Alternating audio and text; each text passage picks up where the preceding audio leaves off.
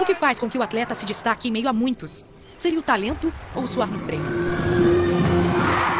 A ciência diria que mais do que isso. O que torna um atleta vencedor vai além do preparo técnico e físico. É preciso estar bem aqui. Trata-se da psicologia do esporte.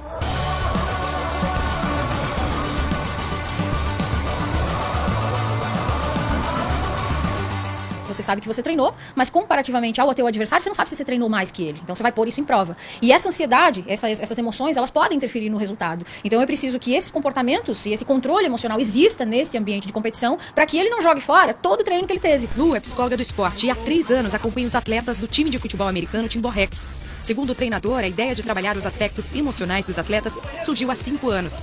E o resultado deste trabalho tem sido pra lá de significativo. Tinha a imagem de que eu conseguia passar autoconfiança para eles, mas quando a Lu começou a passar pequenas coisas que começaram a mudar a mente de cada jogador individualmente, começou a aumentar muito a confiança do time, não do jogador, mas do time como um todo. Então começou a ser um time muito mais unido e que é muito mais difícil de desistir no primeiro desafio. Não é à toa que nos últimos 3 anos, de 40 disputas, houve apenas 2 derrotas. Ela fez a gente ter um trabalho de amadurecimento de atleta. A gente era jogadores amadores e hoje a gente é atletas praticamente profissionais, por conta desse trabalho psicológico. E além dessa necessidade do atleta trabalhar esses aspectos emocionais, existe ainda o cognitivo, ou seja, ter o poder de controlar o seu cérebro. Imagine-se entrando em campo, câmeras por toda parte, holofotes, adversários te encarando e uma torcida com sede de vitória. O corpo responde e o resultado pode não ser o esperado. O Brasil é tetracampeão do mundo! O Brasil é tetracampeão do mundo! A frequência cardíaca, a sudorese, a frequência respiratória, tudo isso se eleva, porque ele vai enfrentar uma situação que o organismo entende como sendo um desafio para ele, né?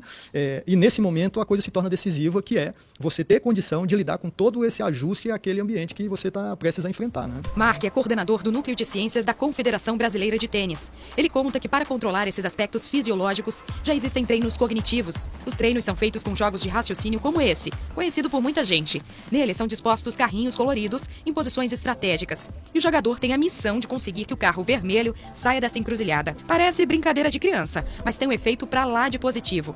Para testar, colocamos a atleta Ludmilla. Ludmilla tem 16 anos e compete há 3 como velocista. Ano passado, inclusive, conseguiu medalha de ouro nos Jogos Mundiais Municipais.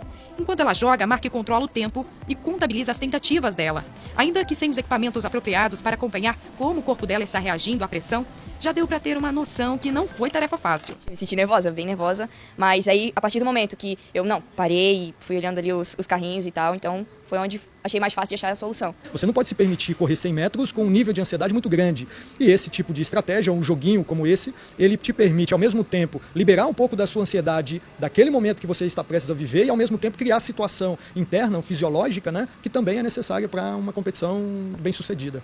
Mas ainda existem outras formas de treinar o cérebro, como a visualização. Se imaginar estar naquela competição importante antes mesmo dela acontecer. Ele fecha os olhos, ou ele, mesmo de olhos abertos, ele visualiza o que vai ser feito naquela prova. Isso gera uma programação desde o cérebro, né, passando por todo o sistema, chegando até o músculo esquelético, que faz com que o sujeito, quando for fazer o movimento, aquele movimento ele é mais bem executado, porque ele já foi realizado anteriormente pelo próprio cérebro, né? Acredite, o cérebro é um órgão treinável assim como qualquer músculo. Atributos como tomar decisão rápida, acertadas e saber lidar bem com a pressão são fundamentais na vida de um vencedor. Paula, ou melhor dizendo, o médico Paula, sabe bem disso. Ela nada mais é que uma das melhores jogadoras de basquetebol de todos os tempos. Foi campeã mundial e medalhista olímpica pela seleção brasileira na década de 90. Ela diz que a comissão técnica da seleção passou a dar uma atenção especial à questão psicológica das atletas nos seus últimos 5 anos em quadra. Mas, num primeiro momento, a ideia não foi muito bem aceita pelo time. Por um tempo foi um motivo de muita chacota, de que isso não vai interferir em nada, não resolve nada. Ao contrário de Magic Paula, que sempre teve em mente que para fazer a diferença entre tantos, era preciso algo mais. Melhorou muito quando eu descobri que, aliando esse potencial mental, né, do relaxamento, da mentalização, de você respirar, de visualizar, você fazendo coisas boas e perfeitas na quadra, aquilo você vai mandando sinais para o teu cérebro que vão ficar ali registrados e que aquilo vai acontecer também. Então, não é loucura o que a gente está falando aqui. É como ela mesmo diz, tem que estar bem emocionalmente, senão... Aquela ansiedade não pode passar do ponto, se não passar do ponto, amolece a perna, dá branco. Tá explicado o que a tornou um fenômeno do basquete. Mark afirma, uma pessoa bem preparada psicologicamente, acredite, supera até aquela que treinou mais. Hoje o treinamento esportivo, ele preconiza justamente isso.